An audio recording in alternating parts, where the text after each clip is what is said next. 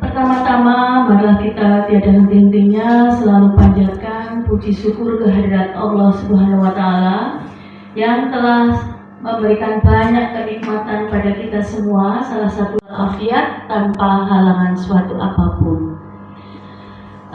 Tidak lupa, yang pertama saya mengucapkan terima kasih kepada ibu bapak narasumber, pada anak-anakku semuanya.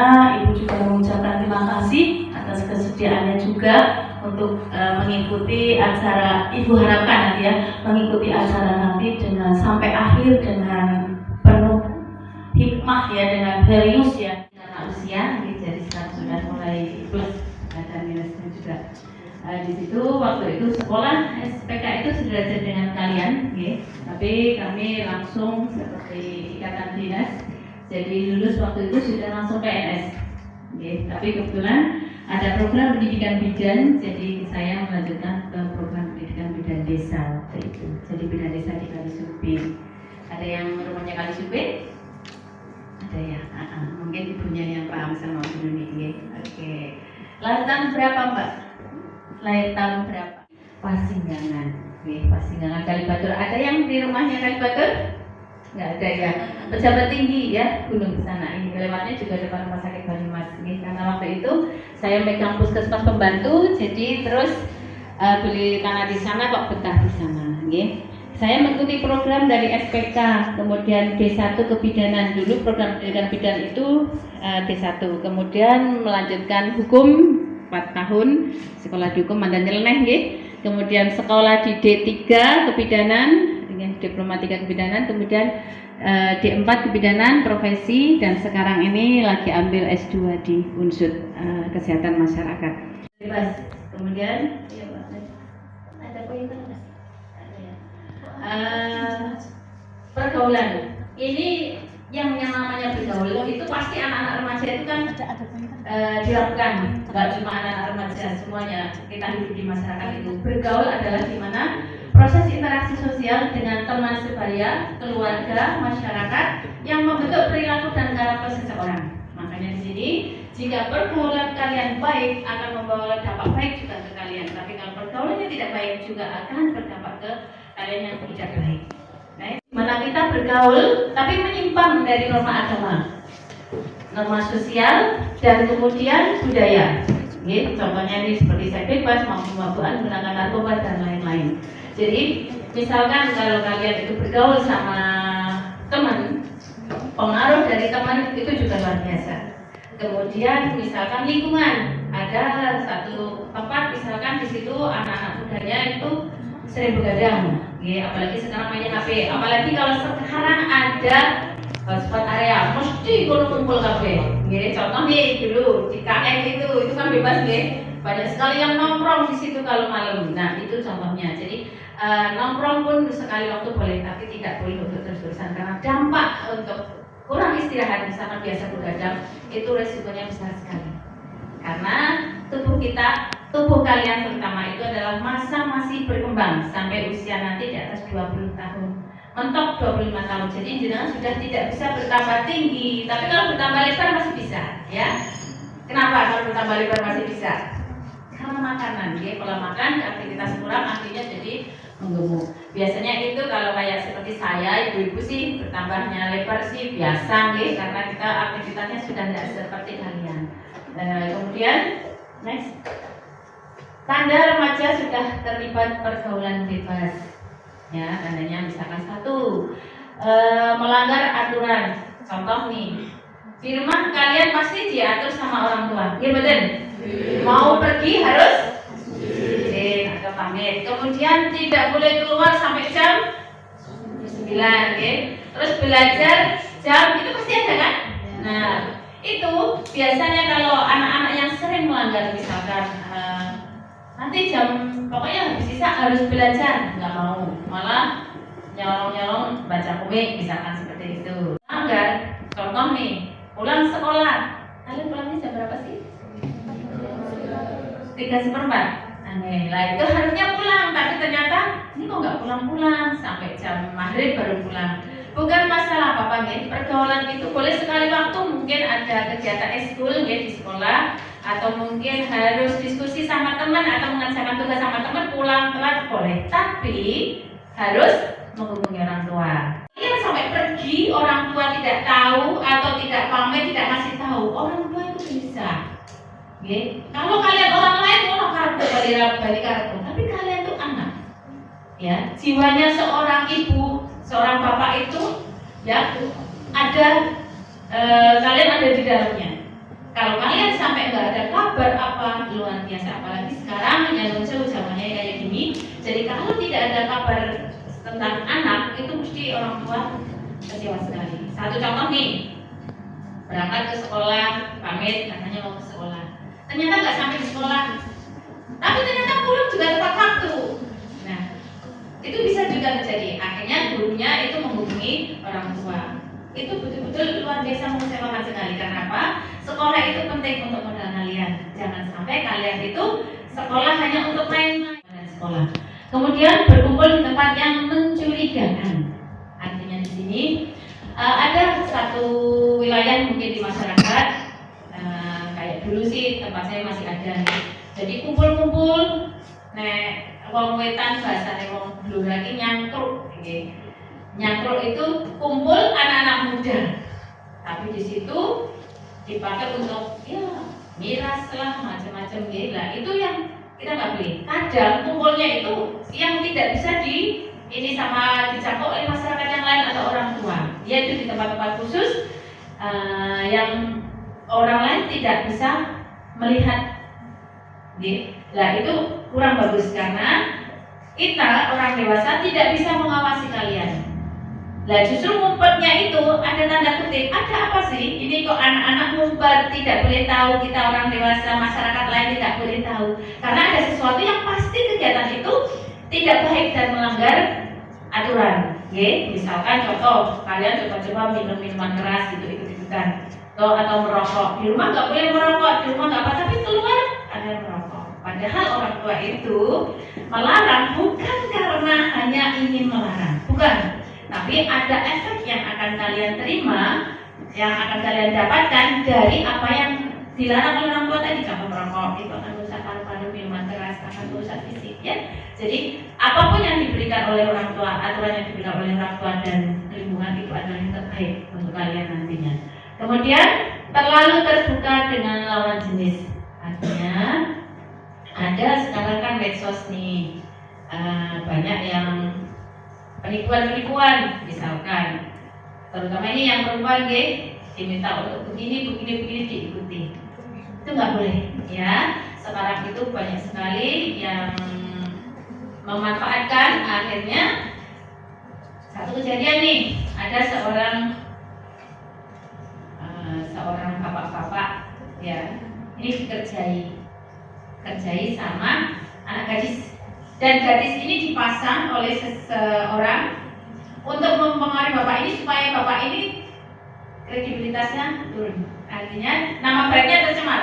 LSE, laki-laki suka laki-laki, ada juga. Jadi di sini kalian ini masa-masa tahap baru mulai membuka diri dari pergaulan yang mungkin baru buat kalian. Jadi berbijak-bijaklah kalian dalam bermedia sosial. Kemudian ada lagi berperilaku tidak sopan di media sosial yang tadi contoh yang saya contohkan tadi. Jadi bijak dalam menggunakan medsos artinya bukan cuma kita visual saja, foto diri kita atau apa, tapi cara bicara pun juga harus baik, sopan, ya. Karena adab kita walaupun itu di HP sama saja kita bicara langsung dengan orangnya.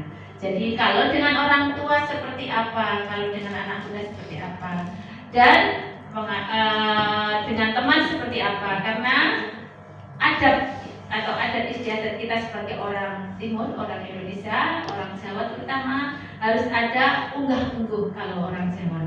Jadi harus dalam bahasa WA saja itu pun juga akan kelihatan ini orang mana karena dari logatnya. Kemudian kenapa remaja bisa terjerumus ke dalam pergaulan bebas? Ini ada faktor penyebab pergaulan bebas. Satu, rasa ingin tahu yang tinggi. Ya enggak? Rasa ingin tahu yang tinggi. Mesti kalian coba ada HP baru. Mungkin paling asik sekali buka nanti lupa makan, ya enggak? Nah, karena rasa ingin tahunya kalian itu tinggi, rasa ingin belajarnya itu tinggi, tapi harus dibatasi. Rasa ingin tahu yang seperti apa, gitu, oke? Jadi carilah sesuatu, adopt sesuatu yang positif. Oke, misalkan contoh ini, ada fitur-fitur di HP. Jangan cari fitur yang tidak baik. Cari fitur-fitur di mana itu akan mendukung proses belajar kalian. Sekarang kalian itu luar biasa, dikasih fasilitas oleh zaman. Kalau zaman ibu itu ya Allah, sekolah SPK saja belum.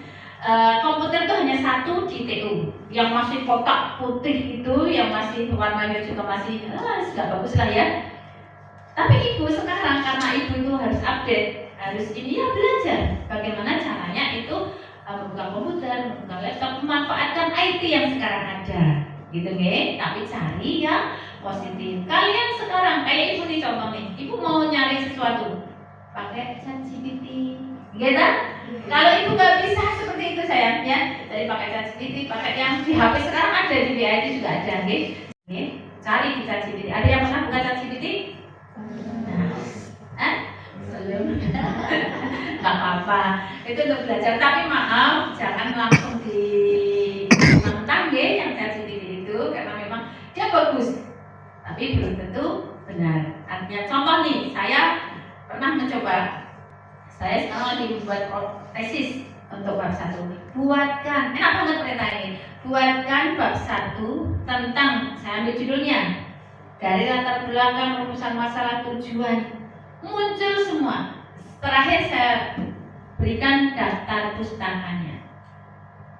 Kelihatannya bagus. Ternyata setelah saya cek, daftar pustakanya banyak dan judulnya masuk juga sesuai dengan judulnya tak berikan. Ternyata saya buka nggak ada. Misalkan oleh siapa dengan judul ini, gitu kan? Kita buka itu daftar pustakanya itu nggak ada judul itu dan tidak bisa ditemukan.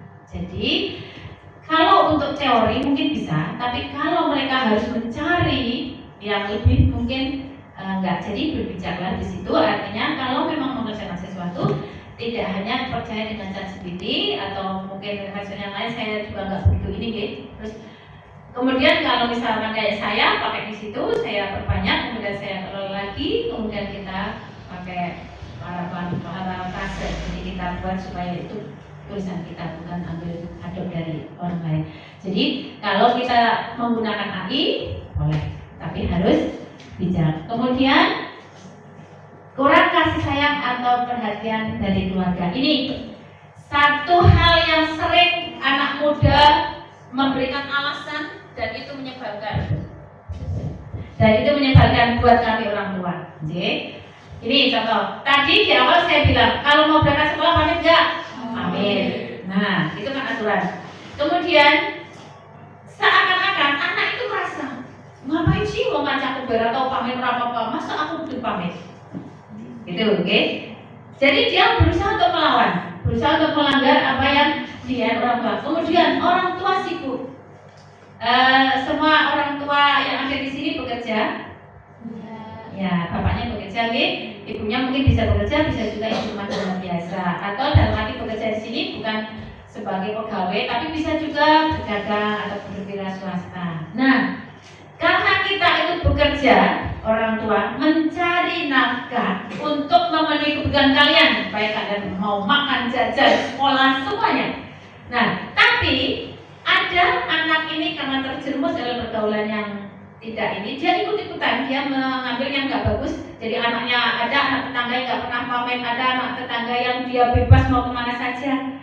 Tapi dia merasa kok orang tuaku kok koyong ini, aku harus ngopo-ngopo ora uli. Ya, aku duit dipas. Merasa orang tuanya itu kejam. Terus orang tua aku nggak beri waktu buat aku. Akhirnya dia ikut perbuatannya nggak bagus. Tapi saat ditanyakan apa orang tua aku ora perhatian ke aku. Salah atau benar? Salah. Bukan orang tua tidak perhatian, tidak sayang sama kalian, bukan. Tidak ada satu orang tua pun yang tidak sayang sama anak. Ya, anak ibaratnya diciwit orang lain saja bisa ribut ini. Artinya di sini Orang tua mencari nafkah untuk memenuhi kebutuhan kalian. Kalau tidak bekerja, kalian bisa sekolah dari mana? Ya betul? Ya, kalian nggak akan bisa sekolah. Kalian tidak akan bisa beli HP. Kalian tidak akan dibelikan laptop. Menurut saya kalau sekarang yang belum punya ya nanti insya Allah kedepannya akan punya. Orang tua pasti akan memikirkan ke sana. Yang penting HP dulu. HP kalau bijak ya bisa untuk mengakses banyak hal seperti laptop. Jadi orang tua itu bekerja melebihi waktu yang mungkin kayak ibu pulang bisa jam setengah 3, jam 3 karena saya ibu PNS mungkin nih. Tapi ada orang tua yang dagang pulangnya sampai sore jam 5 atau bahkan mungkin wira swasta bisa sampai jam 8, jam 9 malam. Kalian tidak jarang disapa, jarang diajak ngobrol. Bukan berarti orang tua tidak sayang sama kalian. Bukan. Tapi keterpaksaan. Tidak ada orang tua yang tidak pengen bergaul dengan anak. Ya, contoh ibu nih. Ibu itu dulu, membenarkan kelakuan atau tingkah laku yang salah. Seperti itu, Tolong orang tua itu adalah benteng utama buat kalian untuk menuju ke masa depannya, untuk membentengi dari pergaulan-pergaulan yang tidak bagus. Kemudian tidak ada kontrol, tidak adanya kontrol ini hubungannya dengan perhatian orang tua tadi. Kadang orang tua bukan tidak mau mengontrol, tapi tidak punya waktu. Contoh, pulang jam 8 malam, bapak sudah capek, akhirnya habis mandi, makan malam, terus tidur. Nah, bukan berarti tidak mau memperhatikan, kepinginnya tetap kontrol. Makanya kadang orang tua itu lagi ngerti, lagi kemana, mau ngapain, itu salah satu bentuk kontroling orang tua. Biar kalian itu tetap ada kendali, orang maunya dewe. Dulu contoh ada anak tempat saya nih, mereka sekolah di SMP waktu itu, masih SMP, berangkat sekolah bareng-bareng temannya berangkat. Ini ada berapa anak? Ternyata nggak masuk ke sekolah, dia pergi ke pantai berlima. Ternyata di sana dia lagi berenang, ada yang kena ombak, ada yang meninggal. Nah, orang tua kan bingung, dihubungi sama polisi, polsek, orang lain pada bingung, anakku di sekolahan, orang tuanya tuh ngeyel, anakku di sekolah, akhirnya dikabar betul, mereka langsung ke sekolah, ternyata di sekolah tidak masuk, kayak gitu, Nah, itu kan yang repot orang tua juga. Mana ada orang tua yang tidak mengontrol kalian, pasti akan dikontrol. Sebegitu perhatiannya orang tua. Kalian kalau berangkat sekolah diantar apa sendiri? Ada yang diantar, luar biasa. Apakah itu bukan salah satu bentuk perhatian orang tua? Bentuk perhatian kan? Nah, karena apa? Supaya kalian itu aman. Betul-betul dijujuki sampai gerbang pintu SMK, supaya orang tua yakin bahwa kalian itu masuk sekolah, tidak modus, ya. Seperti itu. Karena orang tua itu butuh tahu anakku itu sajane yang ngendi, anak-anakku benar belajar apa tidak. Begitu, Kemudian kurangnya pendidikan tentang bahaya pergaulan. Ini ya. Jadi memang seharusnya pendidikan masalah remaja ini bukan cuma dari sekolah saja, orang tua saja, tapi dari semua. Semua lini, termasuk kami dari Puskesmas juga punya kewajiban untuk memberikan sedikit sharing ilmu kami kepada kalian supaya kalian itu tumbuh sempurna secara kualitas fisik maupun psikis. Nah, kami alhamdulillah diberi kesempatan seperti acara seperti ini. Jadi kami bahagia sekali. Kami bisa memberikan sedikit ilmu, mudah-mudahan nanti bermanfaat. Apa sih itu pergaulan bebas? Apa sih ini tentang pendidikan seks? Apa sih bagaimana fisik saya? Bagaimana tubuh saya? Begitu, Jadi supaya kalian itu bisa nanti memilah-milah mana yang baik, mana yang tidak untuk diri sendiri. Gitu, Next. Nah, ini tadi pergaulan bebas tadi yang pergaulan yang melanggar norma agama dan sosial, ya. Ini salah satu beberapa contoh dampak pergaulan bebas. 1. Dampak fisik. Fisik itu tubuh kita, ya. Fisik kita, kalau kalian itu satu contoh mabuk-mabukan tadi yang disampaikan, mesti tubuh kalian itu akan merespon akhirnya ketagihan atau sako. Dan efek minuman keras itu tidak bagus untuk pencernaan. Karena pencernaan kita tidak bagus, akhirnya berpengaruh pada pola makan. Pola makan tidak bagus, akhirnya jadi kurus, ya kan? Contoh nih narkoba, kalau kalian itu konsumsi, maaf ini misalkan narkoba ya, kalian terjerumus. Kalian tuh kok enak banget menikmati tidur dulu. Otomatis keinginan untuk makan tidak ada, keinginan untuk memiliki gizi tidak ada, belajar tidak ada, akhirnya rusak fisik. Satu saja, kalian biasa begadang saja, itu kalian juga sudah rusak fisiknya. Jadi tidur yang bagus itu, yang berkualitas itu adalah 6-8 jam setiap hari. Siang silakan istirahat 1-2 jam nggak masalah, tapi aktivitas harus tetap ada. Okay? Kemudian hamil di luar nikah ini yang merusak fisik. Jika pergaulan kalian terlalu bebas, terlalu terbuka dengan pasangan kalian, sekarang itu kan sudah musimnya pacaran lah, inilah, okay? Nah itu kalau terjadi hubungan yang tidak seharusnya, okay, akhirnya terjadi kehamilan. Saat ini, maaf untuk adik-adik perempuan, kalian sudah mengalami menstruasi, otomatis sudah subur. Sudah menstruasi semua? Sudah. Okay. Ada yang kadang, ada yang belum, nggak apa-apa. Kalau sudah menstruasi, tubuh kita, organ tubuh kita untuk bereproduksi itu sudah normal, cuma belum maksimal. Ya, jadi kalau kalian melakukan hubungan suami istri kebetulan hamil, ya, kalau hamil, otomatis akan ada perubahan di fisik kalian. Okay? Dengan hamil ada janin yang tumbuh di sana, okay? Kalian akan badannya akan membesar, akan menggemuk karena makannya pasti mau, okay? Karena itu kebutuhan rasanya yang lapar, itu akan ada perubahan fisik di situ. Jadi perubahan fisik untuk remaja itu ada beberapa, bisa karena pergaulan bebas, karena narkoba, bisa karena hamil di luar nikah, ya. Itu perubahan fisik yang tidak bagus, ya. Nanti akan ada perubahan fisik yang normal dan yang bagus.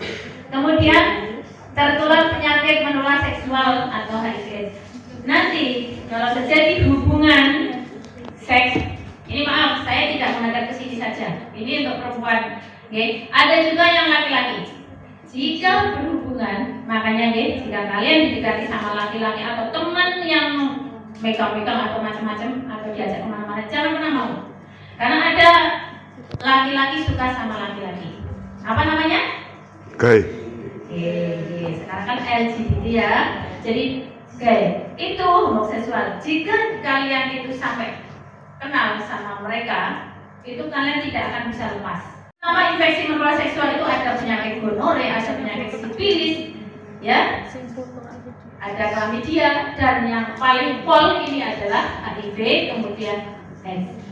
Kalau sudah seperti itu, hidup kalian itu sudah, walaupun masih bisa diobati, tapi kedepannya masa depan kalian yang akan dipertaruhkan, gitu, okay? Kemudian ada ketergantungan pada narkoba dan alkohol yang tadi kita sampaikan menjadi badan mengurus, karena sekarang kalau kalian tidur pengen makan nggak? Iya. Kalau ngantuk pasti nggak pengen makan kok. Malah ngantuk bisik lah, mame mongko, pasti begitu. Nah, sama saja. Seseorang yang sudah terkontaminasi, sudah dipengaruhi oleh narkoba, dia pasti akan enggan untuk makan. Dia rasanya kenyang terus, akhirnya badannya kurus habis. Bukan karena narkoba itu sendiri, tapi karena tidak ada makanan atau minuman yang bergizi yang masuk. Itu dampak secara fisik. Kemudian dampak secara psikologisnya, itu maaf saya kasih gambar yang seperti itu hanya sekilas remaja sekolah yang hamil. Nah, akhirnya seperti itu. Kemudian dampak psikologis, jika terjadi kehamilan di luar nikah, malu, stres, ya, karena apa? Malunya aku hamil, stres aku hamil, dia caranya ngomong orang tua pasti diumpetin, ya. Nanti efeknya untuk saya bagaimana? Apakah pacar saya mau menikahi saya apa tidak? Pasti seperti itu. Dia akan menyendiri, dia akan menutup diri dari orang lain. Beban mental, ya. Nanti akan disambung sama Pak Rizky tentang kesehatan mental. Kemudian merasa kehilangan arah. Bagaimana dia punya arah? Pada saat kalian sekolah seperti ini, arah kalian jelas. Saya ingin belajar, saya ingin meraih cita-cita. Tapi pada saat sudah terjadi kehamilan, kalian hilang cita-citanya. Ada yang sekarang udah ada yang punya cita-cita? Ada.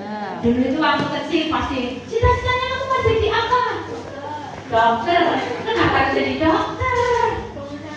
Nggak ada yang mau jadi bu guru, nggak ada yang mau jadi bu bidan. Kenapa harus jadi dokter? Kenapa coba saya tanya dulu? Kan? Terus apa lagi? Dokter. Ada yang punya cita-cita yang lain? Jadi apa? Pengusaha, psikolog, terus guru. Oke, nah semua itu punya kelebihan masing-masing. Seorang dokter juga hebat luar biasa karena dokter itu, Anda kenapa kok punya cita-cita ingin jadi dokter? Satu, dokter pasti pintar. Yang kedua, menolong orang, itu pasti, ya. Gambaran-gambaran umum itu seperti itu. Kemudian ingin jadi pengusaha, kayaknya pengusaha itu enak, nggak terikat jam kerja, tapi bisa mengusahakan, bisa mendapatkan uang yang lebih. Terus ingin jadi psikolog, contoh, supaya bisa manage diri sendiri. Terus bisa, kalau ada orang yang ingin konsultasi, saya bisa memberikan arahan seperti itu. Ada juga yang ingin jadi bapak ibu guru, boleh, karena sudah tahu, oh figur seorang guru itu seperti ini, luar biasa, bisa menularkan ilmunya kepada murid-muridnya, seperti itu. Jadi dari sekarang, jika kalian punya cita-cita, malah harus punya, mulai sekarang tanamkan, saya mau jadi seorang dokter, berarti saya mau jadi guru, saya mau jadi pengusaha.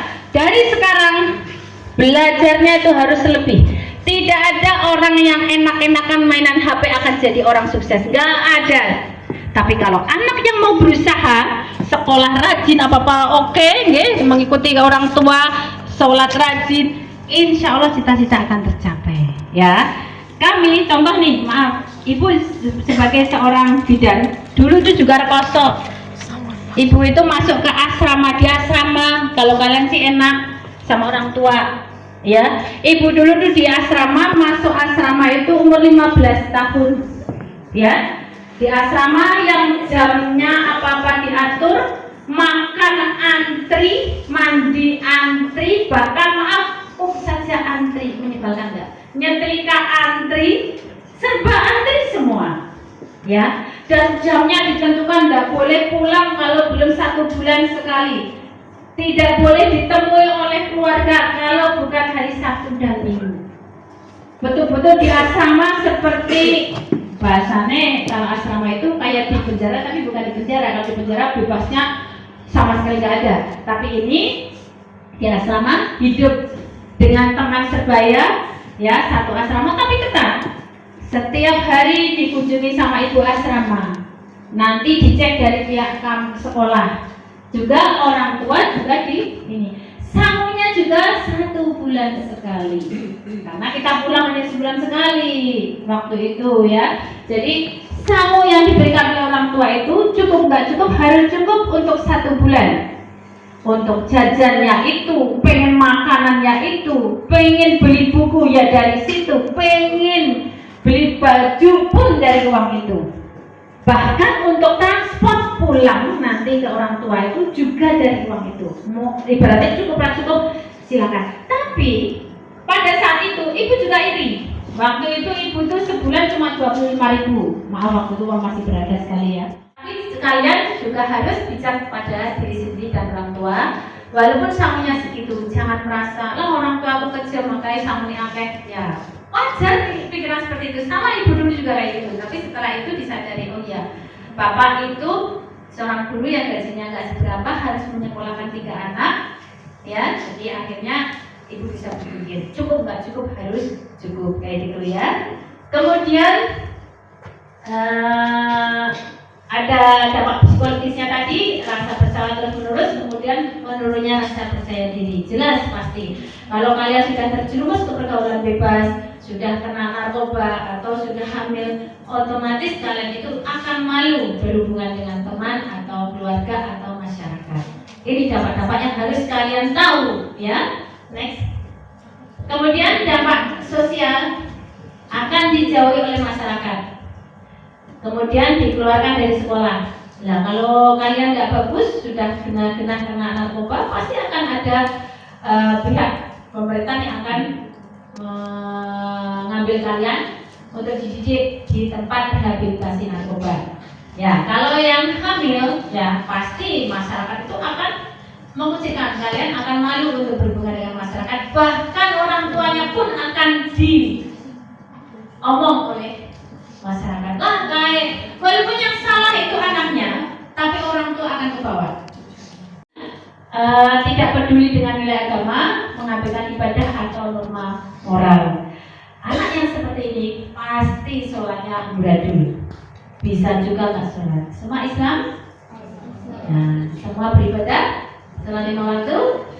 Oke, luar biasa. Bagi yang masih bolong-bolong, nah perbaiki sholat, karena sholat itu akan menghalau kita.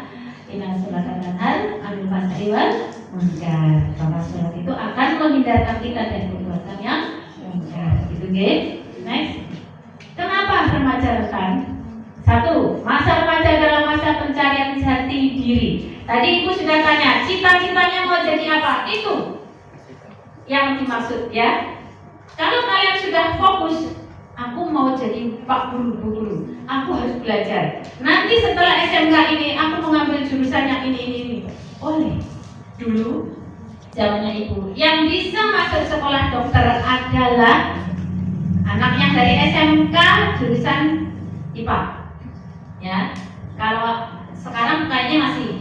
Tapi untuk yang bisa menjadi guru atau bidan atau perawat atau SKM, sarjana kesehatan masyarakat, tidak harus dari SMA, SMK pun bisa. Ya, jadi jangan berkecil hati. Kalau dulu itu hanya SMA, tapi sekarang tidak. Sekarang bisa semua. Makanya kalian fokus dulu. Misalkan mau jadi seorang polisi, dari sekarang olahraga, bentuk tubuh kalian, bangun pagi, sholat, terus olahraga pagi, bantu orang tua mandi berangkat sekolah, ulang bantu orang tua lagi, istirahat sebentar, nanti sore mungkin kalau main sepak bola atau apa, laki-laki nggak apa-apa, untuk perempuan mungkin bantu orang tua yang lain atau punya kesibukan yang lain, mungkin merajut lah, masak lah, apa gitu kan. Nanti sore maghrib belajar, makan malam, istirahat. Bentuk itu semua, ya. Manage kegiatan kalian semua. Nanti cita-cita kalian akan mudah untuk diraih, gitu, guys. Kemudian emosi belum stabil. Kenapa emosi belum stabil? Karena pengaruh hormonal. Dan kalian itu masih belum tahu mana yang benar, mana yang salah. Tapi kalian harus belajar untuk tahu. Contoh nih, oh ternyata ini kalau lewat mau ke SMK, kalau lewatnya SMK 1, kalau lewatnya Pasinggangan ke sana itu salah. Misalkan harusnya kalau rumahnya Kedung Gede, berarti Kedung Gede tinggal ke Kejawan, bukan Kedung Gede ke arah Pasinggangan. Itu salah satu contoh. Berarti kalian sudah bisa membedakan benar dan salah. Sekarang pun kalian juga sudah bisa membedakan benar dan salah, ya. Contoh, bergaul yang dengan orang ini nggak boleh, yang ini boleh. Itu juga salah satu. Emosi kalian itu ditata, ya. Kemudian ingin diakui dan diterima oleh teman. Jadi kalau bergaul, temannya pada punya HP baru nih, mestinya nggak punya, dia ngomong lah HP-mu jadul. Itu pasti, ya kan? Artinya anak-anak minta orang tua, bapak, ibu, ini HP-ku elek. Orang kayak konco-konco HP-nya wis update, wis bagus. Nah, tinggal alasan ini untuk mencari ini nggak bisa, untuk misalkan download ini nggak bisa. Orang tua itu pasti akan berpikir, biar caranya aku nukok ke HP anakku. Walaupun itu benar, tapi paling tidak memintanya bukan karena bujukan teman, bukan karena iri sama teman, tapi karena memang betul-betul butuh, ya, butuh untuk menunjang pendidikan kalian. Tuh, ya. Selanjutnya, mudah tertarik pada hal baru tanpa berpikir panjang. Jadi usia ini keakuannya tinggi, merasa dia akan berusaha lepas dari orang tua, menganggap orang tua itu kejam, orang tua itu nggak sayang orang tua ini. Jadi aku kayaknya harus bisa seperti ini harus gabung sama teman ini supaya aku diakui, supaya aku itu dianggap sama dengan mereka. Nah, makanya kasus bullying sekarang marak kan, karena dia seperti itu. Jadi temannya begini, misalkan kumpul-kumpul, oh itu ada satu anak yang katanya hanya karena salah sedikit aja akhirnya dibully, teman-teman yang lain dipengaruhi, akhirnya ikut-ikutan. Nggak boleh ya? Nggak boleh ya? kayak bahasa medsos ya, nulis apa ya? Enggak ya, bukannya Atta Halilintar ya. Ibu juga ikut kok. Terus next. Nah, peran keluarga tadi, keluarga terdiri dari bapak, ibu, anak. Ini keluarga inti. Ada yang namanya ini kan extended family, ada keluarga besar yang terdiri selain bapak, ibu, anak, ada juga kakek, nenek, tante, ya ada di situ. Tapi kalau di sini, kalau keluarga inti bapak, ibu, anak, itu biasanya mudah sekali untuk memberikan aturan atau mendisiplinkan anak. Tapi kalau ada yang lebih luas lagi mungkin agak sulit. Tapi tetap keluarga itu akan membuat kalian itu dibentuk. Satu contoh nih, berikan waktu orang tua untuk bermain. Itu di orang tua juga sudah termindset. Aku butuh di waktu ke anak. Contoh saya ibu tadi bilang, walaupun ibu sibuk, ada quality time.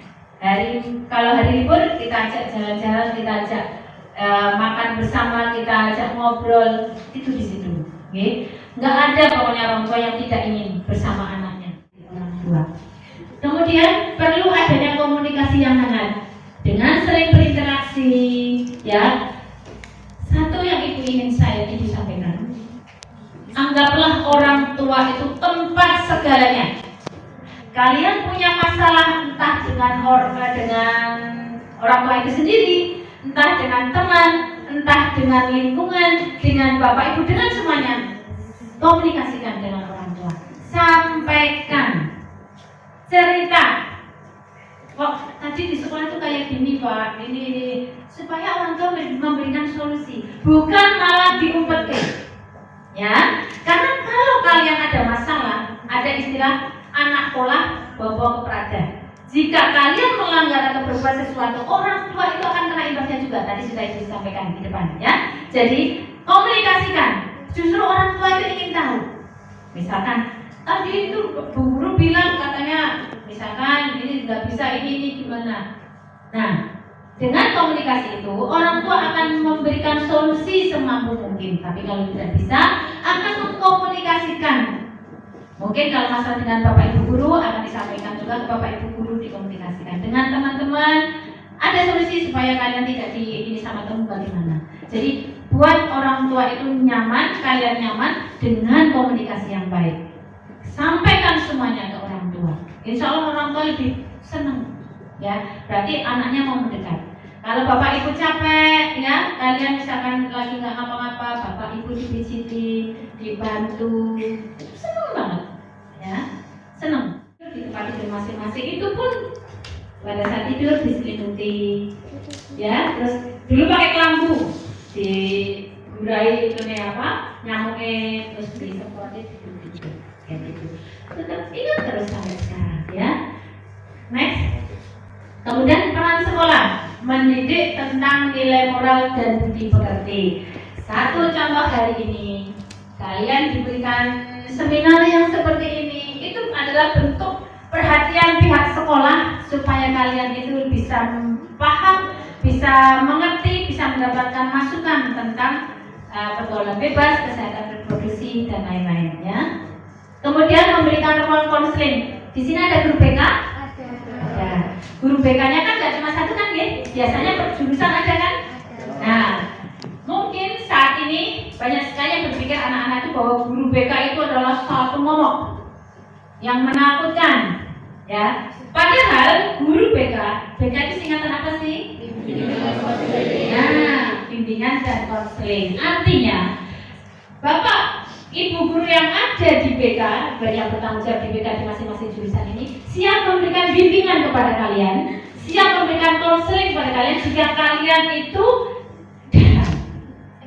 atau mengeluh, ya. Bukan kalau ada masalah dipanggil guru BK baru kalian. Ini enggak seperti itu. Kalian menghadapi sesuatu saja, silakan hubungi guru BK, ya. Guru akan lebih bijak, akan memberikan solusi, apalagi ini masalah sekolah. Ya, jadi jangan anggap satu momok yang menakutkan guru BK, ya. Kemudian mencegah dan menindak bullying. Kalau ada yang dibully, merasa dibully oleh temannya, silakan guru BK. Nanti guru BK yang akan memberikan ini. Kadang Ini satu contoh nih tak ceritain, ada anak kemarin ibu dapat konsultasi anak kelas 6 SD. Dia itu nggak mau ngomong, nggak mau belajar. Tadinya aktif.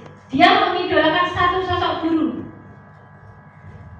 Yang namanya guru otomatis kan kalau atau kalian artis aja deh.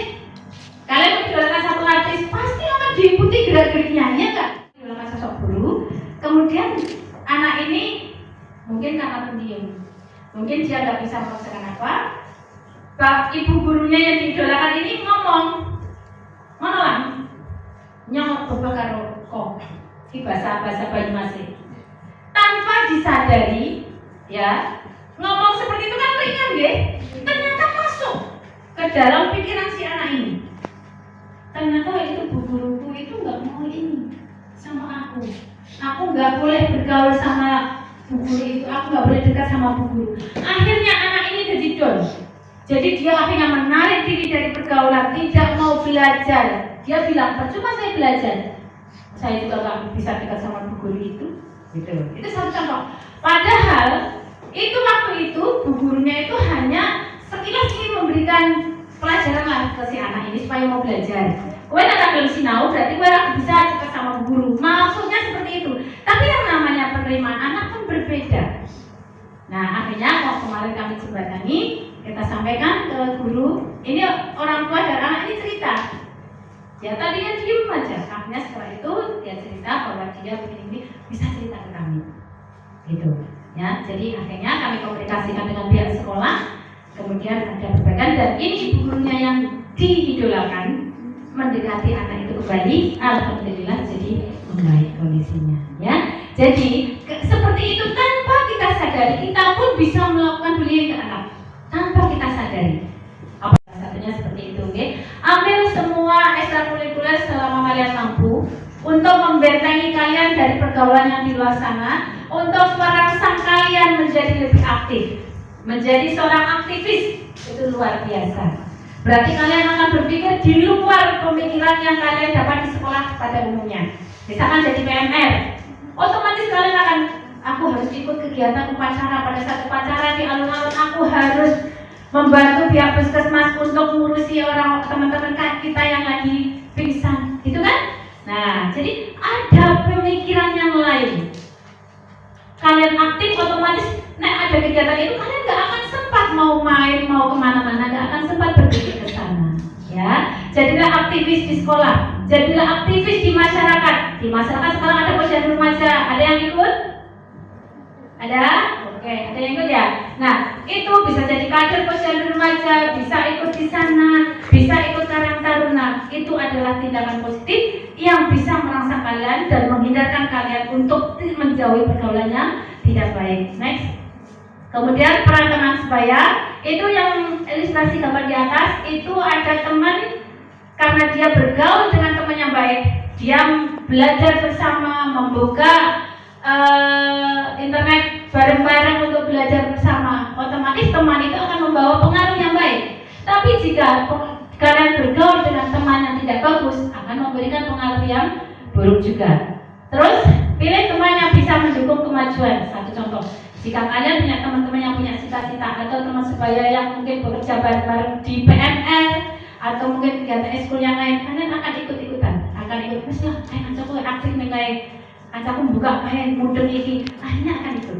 Ya, jadi kalian saat ini untuk membentuk jati diri, bentengi dari pergaulan itu juga pilih teman yang mendukung supaya teman cita-cita kalian itu bisa tercapai. Satu contoh, belajar bersama. Nah, itu otomatis dengan belajar bersama jangan merasa minder kalau temannya jadi ranking, saya enggak. Semua itu kan butuh waktu.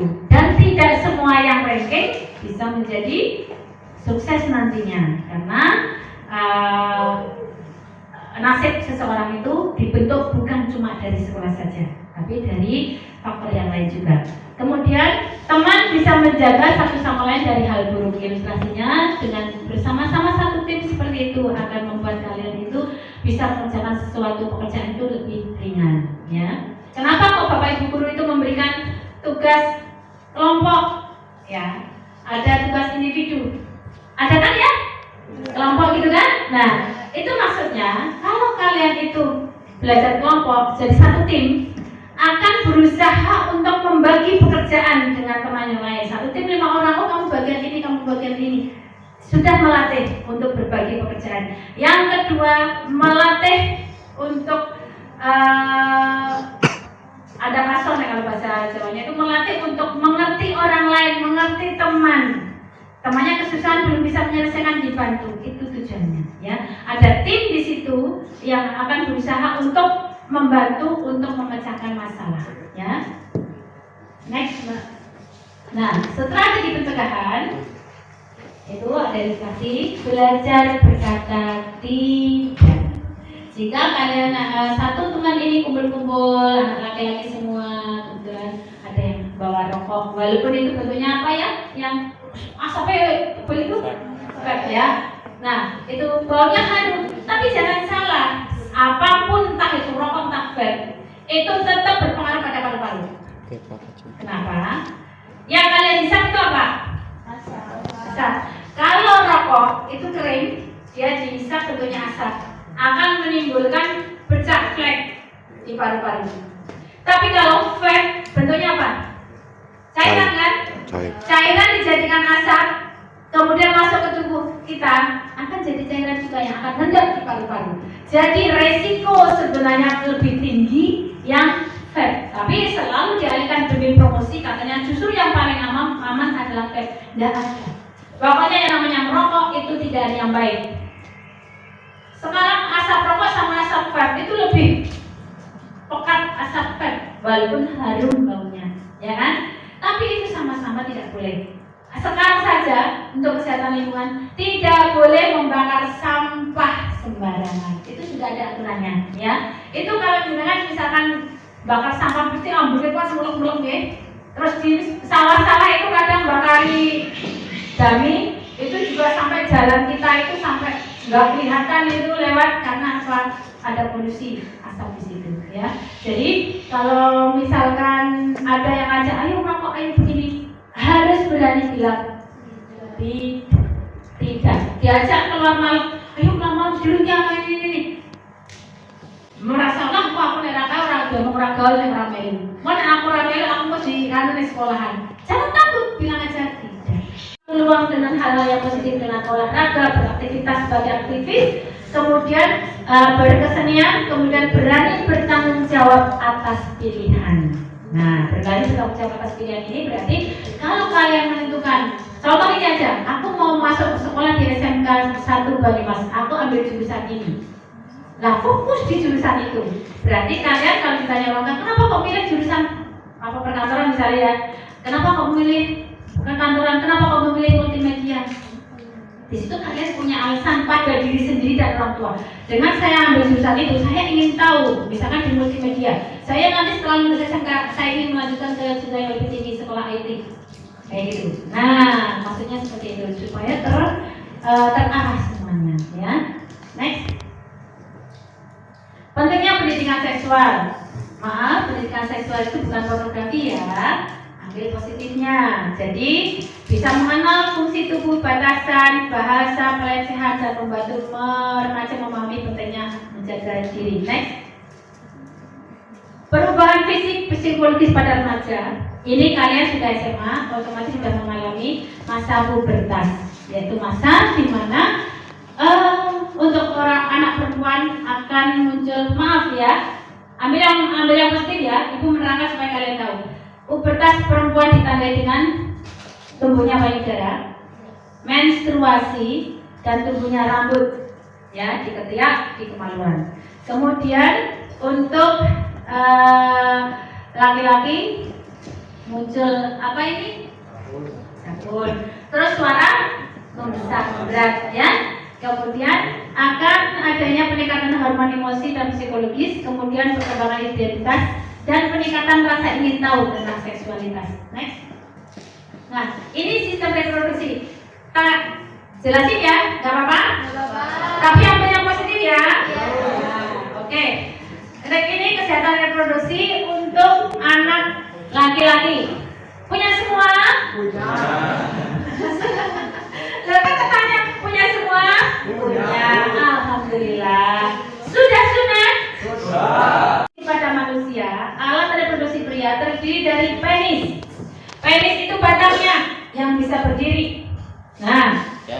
Kemudian ada testis. Testis itu buah zakar yang ada di bawah. Ada berapa? Ada satu? Loh, ibu tanya beneran kok. Yang pertama sebenarnya tadi dulu ya. Kemudian ada uretra. Uretra itu adalah saluran yang untuk mengeluarkan pipis, ya, dan juga untuk mengeluarkan air mani. Kemudian ada lagi yang namanya vesika seminalis atau tempat terkumpulnya sperma, gitu ya.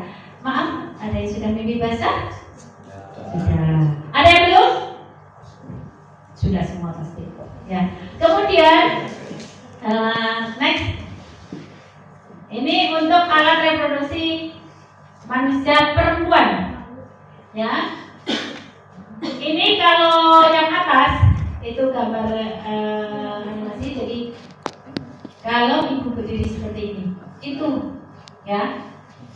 Yang ke sana saluran, terus di sini ada kecil itu, ya.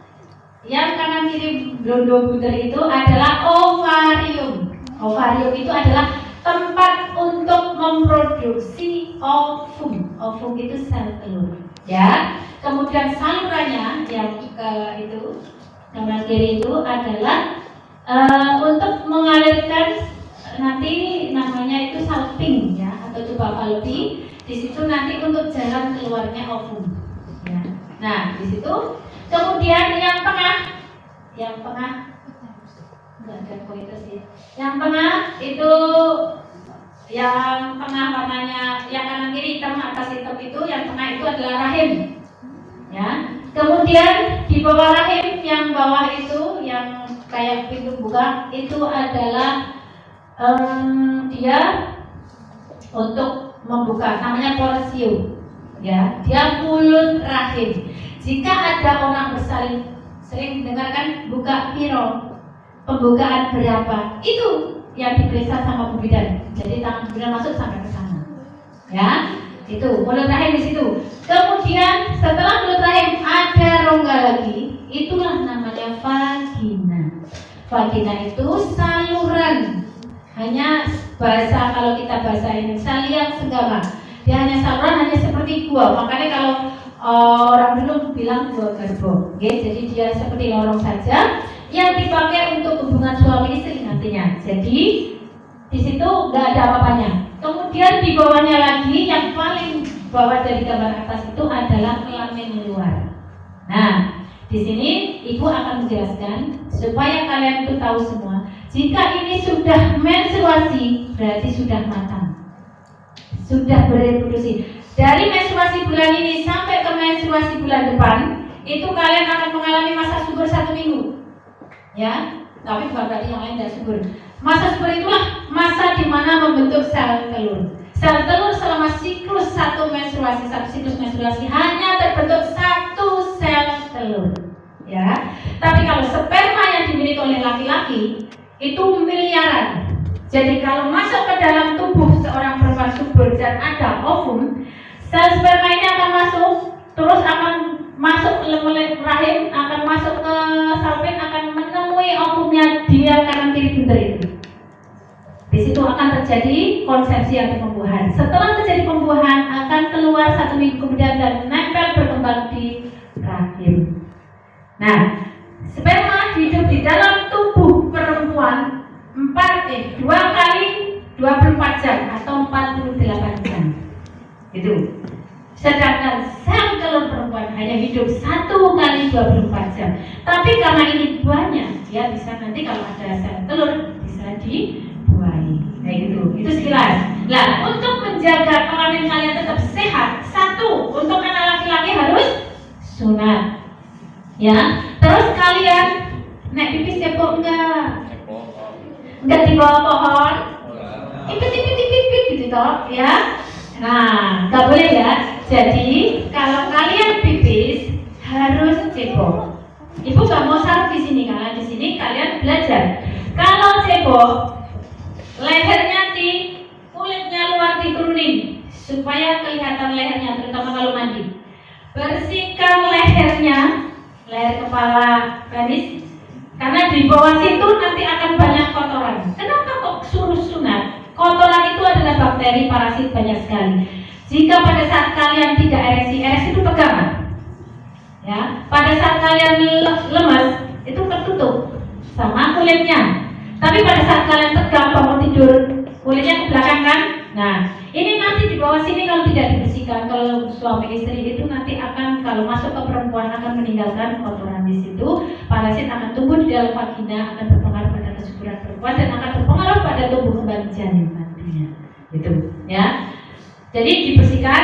Dan secara agama, kalau kalian masih kotor, ini nggak dibuka, nggak dibersihkan, masih najis, sholatnya tidak sah. Ya, bukan cuma diguyuri air saja, tapi harus dibuka, dibersihkan lehernya, ya, baru ditutup kembali. Yang memang geli. Itu untuk anak laki-laki. Kemudian untuk anak perempuan, ya, setiap kali cebok, kalian kalau pipis nongkrong apa? Berdiri. Kalau laki-laki berdiri ya. Nongkrong kan ya? Nah, pada saat kalian pipis mau pipis, guyuri dulu bawah. Ya. Setelah diguyuri pakai air bersih, baru kalian nongkrong. Kenapa nongkrong? Ya, bawah itu tidak jaminan bersih. Kalau kalian di tempat umum misalkan, kan kaki dari mana-mana di situ. Kalau kalian nongkrong, otomatis percikan pipis itu nanti bisa mental kembali ke kelamin, kan? Sama saja kalian dapat kuman dari bawah itu tadi. Jadi guyuri dulu bawah. Ya, ini strategi. Setelah itu kalian cuci tangan pakai sabun tangan harus bersih. Kemudian kalau misalnya nggak ada sabun ya pokoknya cuci tangan dulu. Nongkrong, silakan pipis. Ya, setelah pipis basuh ya dari depan ke belakang, bukan dari belakang ke depan. Kenapa? Karena bagian belakang ini anus, tempat kotoran, ya, tempat kalian melepas kotoran, buang BAB, buang air besar. Otomatis kalau kalian itu ceboknya dari belakang ke depan, sama saja mengotori kelamin kalian dengan kotoran yang dari anus, ya. Jadi nongkrong di tangan kanan pakai air, tangan kiri membersihkannya dari luar, ya. Kemudian dibersihkan kanan kiri kelamin itu sebersih mungkin. Terus jangan sekali-kali memasukkan jari atau apapun ke dalam liang senggama ini, karena di situ ada virginitas, ada selaput darah. Ya, kalau kalian masuk sama saja kalian sudah merawani diri sendiri. Nggak boleh, ya. Jadi cukup bagian luar saja yang dibersihkan. Tidak boleh memasukkan apapun sebelum kalian berumah tangga, sebelum kalian sah menjadi suami istri. Apapun, nggak jari, nggak alat, nggak kelamin laki-laki, ya. Karena di situ penting sekali untuk menjaga organ tubuh. Nah, alat reproduksi ini namanya reproduksi. Itu ada di tengah. Yang depan itu saluran kencing, yang belakang saluran nenek. Ya itu nanti makanya kalau orang besar itu kata pipis kata naik itu wajar. Ya, jadi jangan dua-duanya lagi perempuan jangan pernah menahan pipis. Kalau memang pengen pipis, silakan pipis, keluarkan hajat dan harus dibersihkan dengan baik. Next. Saya kelamaan ya? Nggak apa-apa? Itu yang ngomong ini. Nah ini perubahan fisik tadi sudah saya sampaikan deh. Next mbak. Nah faktor yang mempengaruhi kesehatan reproduksi, satu faktor biologis. Nah artinya di sini berhubungan bisa. Oh berdiri. Perawatan ya. Terus kalau cebok pakai air yang bersih. Maksudnya kalian itu tadi kan diguyur yang katanya, kemudian cuci tangan baru cebok. Nah, air yang kalian pakai untuk cebok itu apalagi di tempat umum, ambil air yang baru. Nadah langsung dari kan baru dipakai cebok. Kenapa? Karena air yang ada di bak itu belum tentu bersih. Itu ya. Itu ada beberapa. Terus untuk kalau menstruasi harus sering ganti ya, karena lembab nanti berisiko sekali. Satu lagi, jangan sering mencuci kelamin itu dengan sabun yang dipromosikan, katanya sabun Sirila ini itu jangan ya, karena kelamin kita itu sudah ada pH-nya antara 6 sampai 9. Jadi kalau nanti disabun sering disabun itu akan mempengaruhi keasaman menjadi basah. Dengan sifat basah ini parasit jamur akan mudah tumbuh di sana. Ya. Next. Nah, ini pentingnya pendidikan seksual. Oke, untuk mengenal dan memahami itu pun tadi sudah, oke. Next, Mas. Nah, risiko dan masalah kesehatan reproduksi tadi kami remaja, ini tadi sudah. Next. Nah, katakan tidak, ya, lagi. Tadi tidak untuk hal yang lain, tapi di sini juga say no sex, ya. Say no sex before marriage. Jadi jangan melakukan hubungan seksual sebelum kalian menikah. Karena satu, bahaya seks sebelum nikah. Satu, dosa. Kedua, tidak diinginkan hamilnya. Kemudian gagal cita-cita yang jadi polisi, guru, dokter, ya. Kemudian akan mengecewakan orang tua, dijauhi teman, dan mendapatkan penyakit menular seksual. Next. Nah, lagi next. Nah, ini tadi bicara bermedia sosial, jangan menyebar foto pribadi secara bebas. Tadi ya, sudah. Nah, ayo kita berkomitmen. Coba berdiri semua. Beda langsung. Kita ucap bersama-sama komitmen ini, ya. Saya berkomitmen untuk menjaga pergaulan dan masa depan saya. Oke? Diucapkan bareng-bareng janji di dalam hati bahwa kalian akan punya komitmen yang seperti ini demi masa depan kalian. Oke? Kami bersama berkomitmen. 1, 2, 3. Saya berkomitmen untuk menjaga pergaulan dan masa depan saya. Oke, tepuk tangan. Silakan duduk kembali.